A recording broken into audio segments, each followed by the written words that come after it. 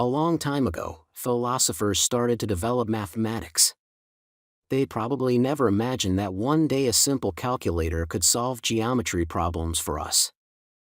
I also never thought the time would come when I would ask ChatGPT to write this text for 6th graders. But technology changes everything. Today, the most important part of thinking is to understand what we already know. Using calculators is fine, as long as we understand why we are using them. Hi, what does it mean that length times width is equal 5 times 4 and the result is 20 feet square? We know this from grade 2 when we used to add numbers. If I add 5 numbers in a very special way, let's say that I don't want to add them 5 plus 4, but I want to add all these squares underneath.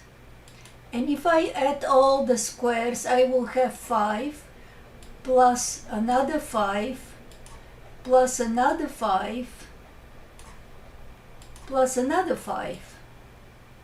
If I redefined addition that way, all the square under the 5 and before 4, including 4, then I will have 5 plus 5 plus 5 plus 5 4 times, and this here in the grade, I don't remember in which grade you study multiplication, but it means that you multiply 5 and 4, which is 5 plus 5 plus 5 plus 5.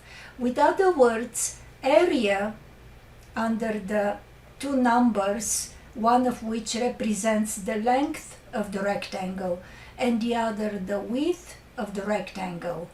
And if the length is 5 and the width is 4, area means to add all squares under these two numbers. If I get two perpendiculars and form this rectangular figure, and it would be 20 feet because the multiplication means to calculate how many squares I have. And if every square here is 1 feet to the power of 2, 1 feet square, they have it here a little better, but I will use the Excel. Every square is 1 feet square, then the sum of these feet squares, 20 feet to the power of 2. This is how in Excel we put power of 2. This is the area under the rectangle. If you know that the area is the sum of all squares, then you understand what area means and why it is exactly 20. And of course, I hope that you put a good effort to remember the multiplication table, especially those squares here. 3 times 3 is 9. You see, we have these rectangulars that have the same length and width, and they are called squares. Sometimes, when we measure area, the shape does not fit exactly into whole squares. For example, part of the shape might cover only half a square, or a quarter of a square. What do we do then? We can count fractions of the unit square, like 1/2, 1/4, etc. Or we can change the unit of measurement to a smaller square.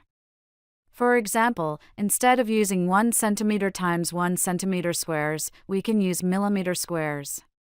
Then the shape will be measured more exactly.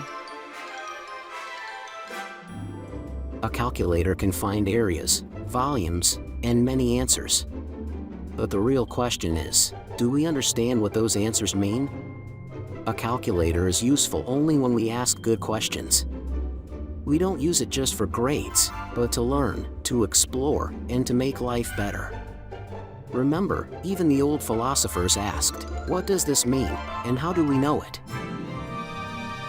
After you have studied all the figures and how we get all these squares under the figures and how we calculate what are the formulas for these figures, you can use a calculator to calculate area under any figure. For example, here I can have, let's say, a triangle, and I want my triangle to have this base side to be 12.3 and height 3.6, for example.